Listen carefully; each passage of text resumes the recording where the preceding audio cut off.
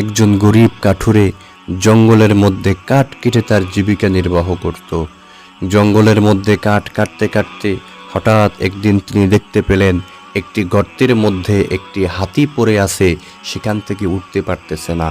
এবার লোকটা গর্তের কাছে গিয়া ওই হাতির বাচ্চাটাকে গর্ত থেকে তুলে এবার জঙ্গলের মধ্যে ছেড়ে দিছে। হঠাৎ করে একদিন ওই লোকটা জঙ্গলের মধ্যে কাঠ কাটতে কাটতে ডাকাত দল তাকে আক্রমণ করছে, ডাকাত দল তাকে ঘিরে ফেলছে।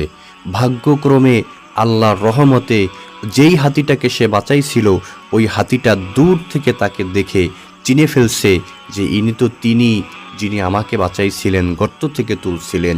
এবার হাতিটা ডাকাত দলদেরকে ধাওয়া করে তাড়া করে সব ডাকাতদেরকে তাড়িয়ে দিছে, দূরে সরিয়ে দিছে।